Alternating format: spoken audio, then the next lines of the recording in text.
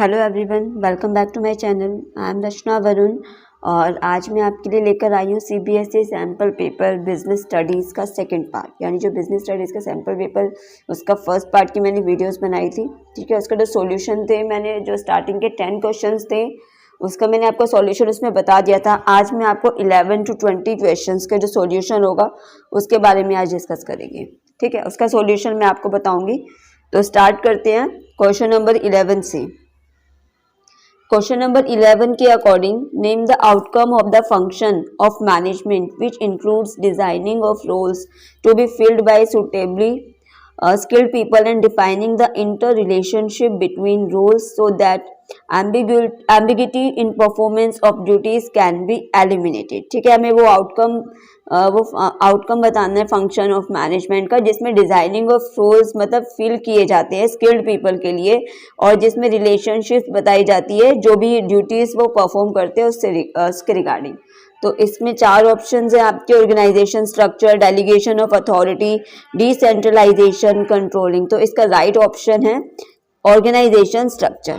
ठीक है, A is the right option. Question number 12।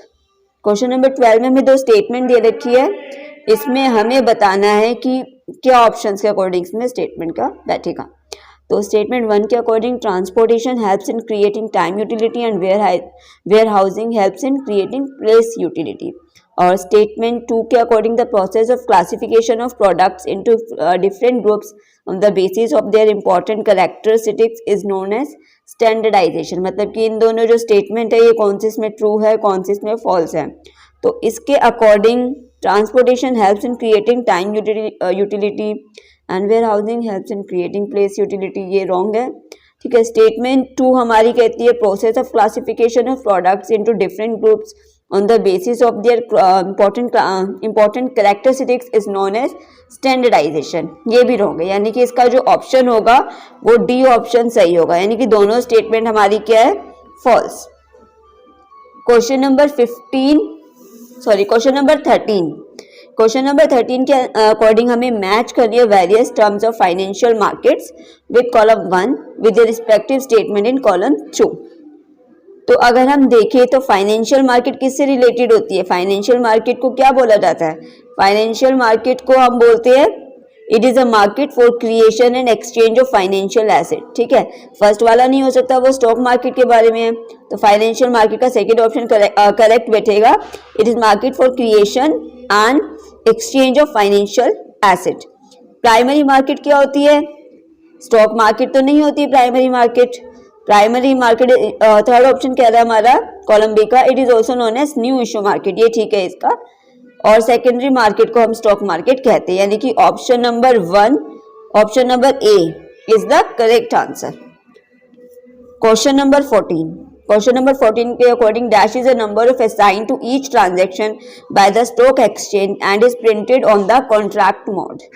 इसके अकॉर्डिंग हमारा कौन सा ऑप्शन बैठेगा? मतलब कौन सा नंबर कौन है जो इज मतलब एक नंबर है साइन करता है ट्रांजैक्शन के लिए स्टॉक एक्सचेंज के द्वारा और उसको कॉन्ट्रैक्ट नोट पर भी लिखा जाता है, वो हमारा है unique order code.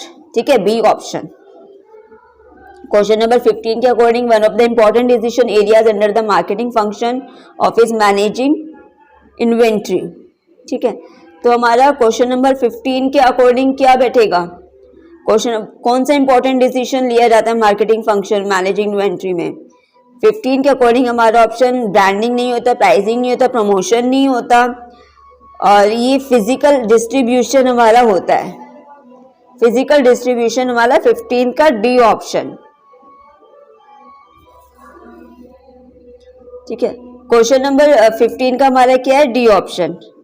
Question number 16 के अकॉर्डिंग हम देखें, which of the following statement में से हमें स्टेटमेंट बतानी है कौन सी इनकरेक्ट है। तो providing liquidity to securities is one of the functions of stock exchange, तो ये करेक्ट है।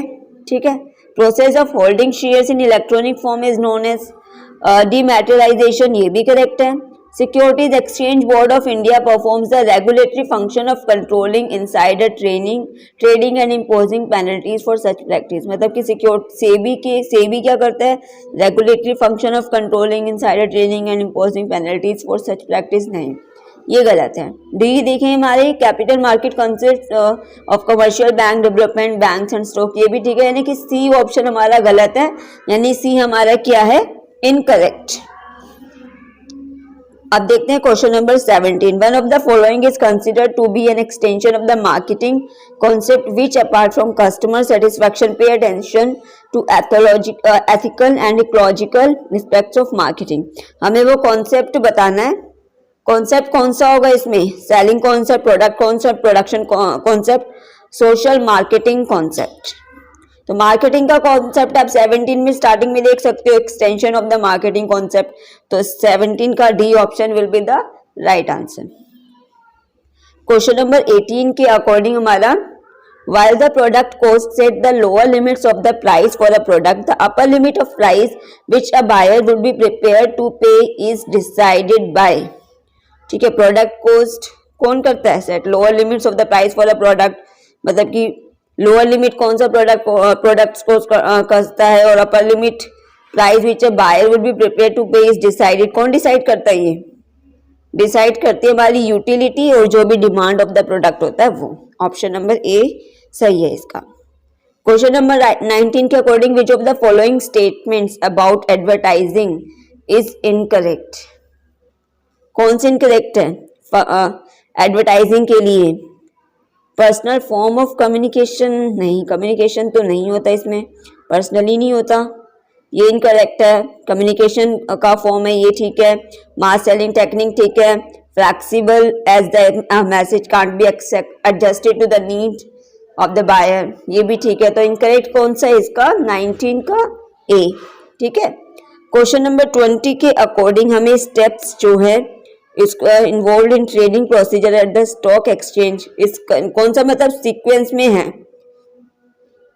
अगर देखा जाए, अगर मैं देखूं ओपनिंग फर्स्ट वाला option opening of demat account, उसके बाद execution of order, placing of order, गलत बैठ रहा है ये तो।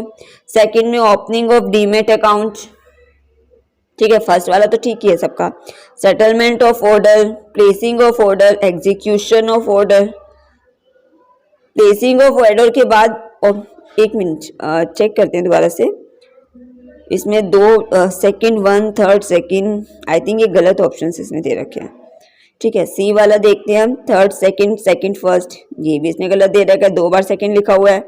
अगर हम डी वाला देखें तो ओपनिंग ऑफ डीमैट अकाउंट ठीक है हमारा, उसके बाद होता है हमारा प्लेसिंग ऑफ ऑर्डर्स, ये भी ठीक है, execution of order, settlement of order, ये भी ठीक है। तो बी का ऑप्शन कौन सा होगा, डी। तो ये थे आपके 10 more questions of the sample paper, ठीक है, यानी कि 20 क्वेश्चंस तक हमारे हो गए हैं। मैं नेक्स्ट वीडियो इसकी जल्दी बनाऊंगी जो भी क्वेश्चंस इसके रह गए हैं, ठीक है। फिलहाल आपको ये क्वेश्चंस आई होप आपको ये क्वेश्चन समझ में आए होंगे।